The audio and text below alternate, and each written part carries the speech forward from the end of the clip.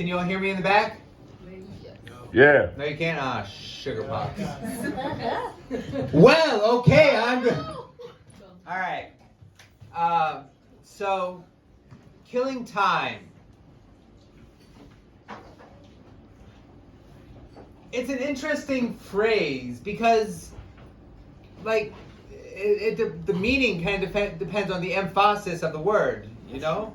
Because you got killing time, which is kind of what we normally talk about, which is what we've been talking a lot about tonight, about passing time, letting things go on. And then you have the idea where if you put like the emphasis on both words, like killing time, you have the idea of like killing personification of time. Like Mihila, is that your name? Mila. Mila. Like Mila was talking about like killing the beautiful time. And then of course you have the idea of like, it's killing time, and I have this picture of like this Stallone guy with like this sweaty chest and this X of ammo on it, says he got 2 E's, it's killing time, motherfuckers! So you have all these things, and it's all about where you put the emphasis on the words. And that got me thinking that that's how a lot of what we do with killing time is. It's where we put the emphasis on things that we do in life. Because, like, I used to want to be an actor. I was going to go and study theater and Stanislavski and Miller and Shakespeare and learn all the right ways to move and act and become the character and scene.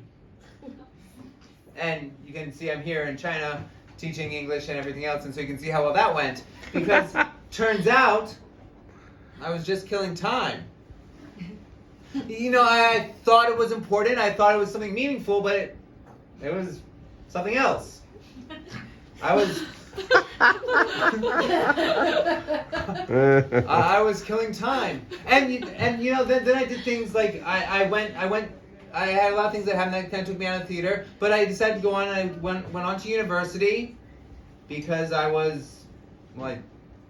didn't want a real job, so I was killing time. I went on to graduate school, killing time.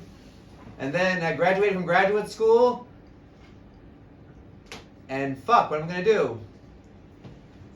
I'm going to go to South Korea and China and start teaching English abroad because I'm killing time. Because, what is it, you know? Like, everything we do is killing time until the next thing. It's just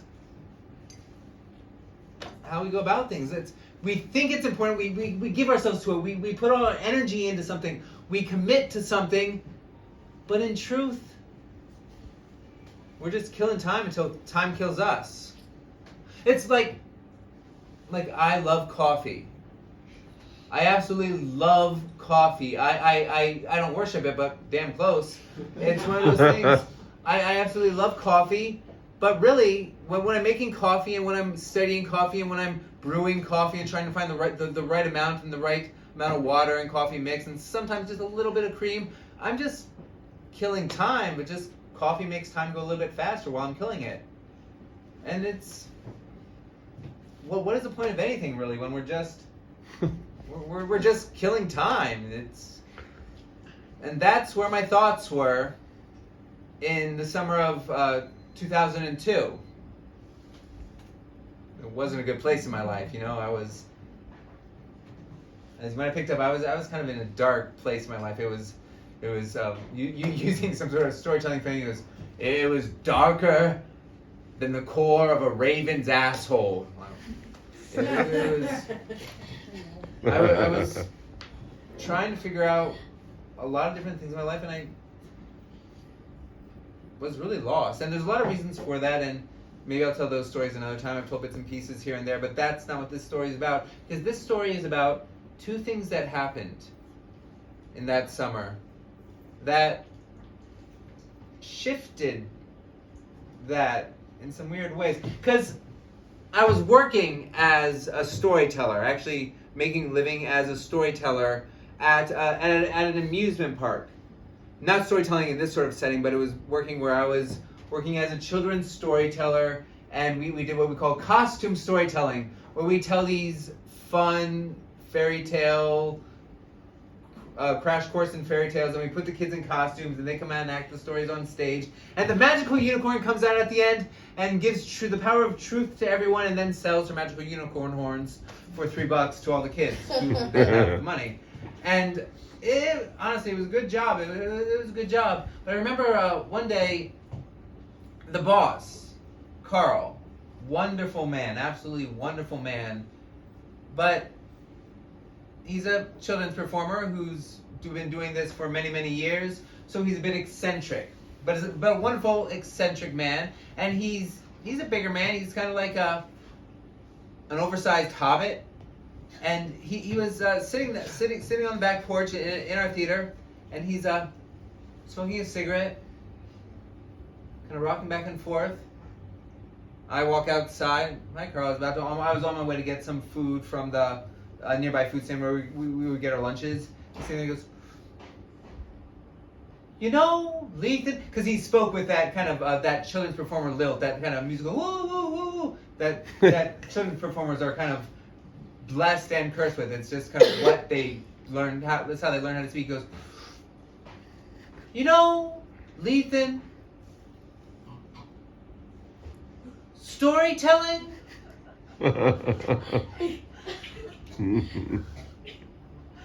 It's about finding a moment in life. It's about that moment and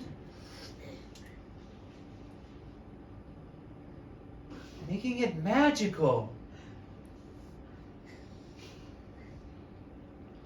Okay, Carl, I'm gonna go get a salad.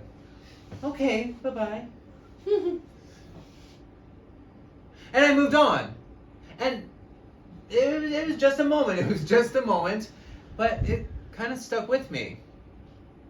And it was literally only about, it was maybe a month, probably, I think it was less than a month. It was about 3 weeks later.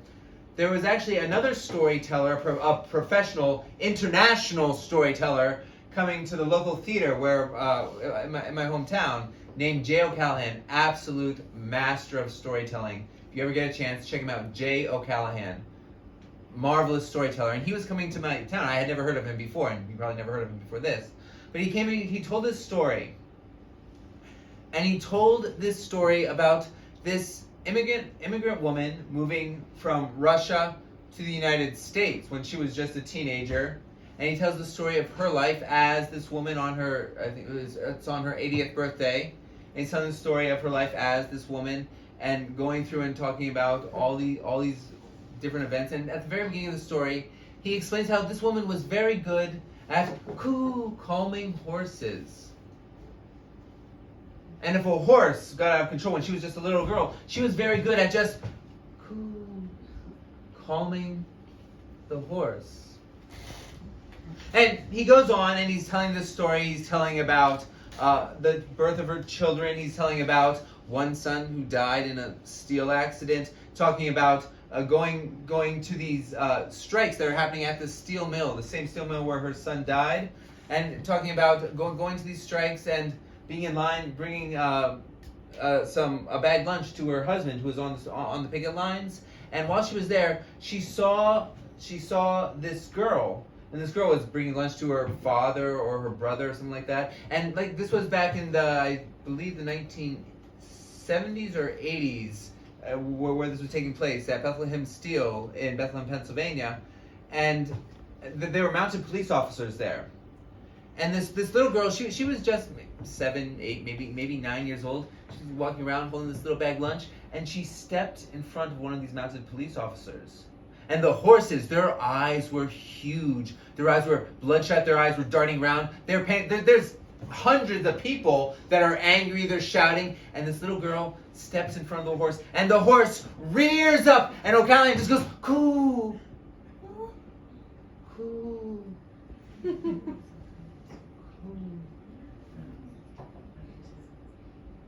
The entire theater, it was a full house. I think that seats around 500 people.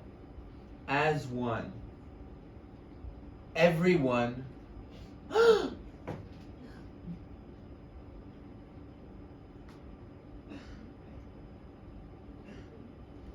I have never experienced something so powerful before or since. And as I'm watching him do this, Carl, chain-smoking Carl with his hobbity voice, his words run through my head. It's about taking that moment and making it magical. And we talk about stories, and it's easy to look at life as you're just killing time until you die, because that's what it is. But the way to change that, the way to start seeing things different, I think very seriously, is by breathing life into something with the power of a story. It's about taking those moments in the airport when you see time, about those moments where you almost died and you're living life again, the moments where you come to these realizations that Thursdays are specials, of these intellectual and these personal explosions. It's about taking those moments, right? Those moments when you bite right through your lip. It's about taking those moments and recognizing the power in that moment and breathing life into it by giving it a story and by sharing that story in whatever way you feel is the right way to share it. And so tonight, it's been a real pleasure to be here and to share stories with all the other storytellers and with all of you coming here. It's great to see such a packed place. It's my first time in this venue as well, and it's really great to be here. So thank you all for hosting us. But I want to thank all of you for killing some time with all of us here. And I hope that some of you feel inspired in a whole new way. Just kind of breathe life into a story. So thank you all very much.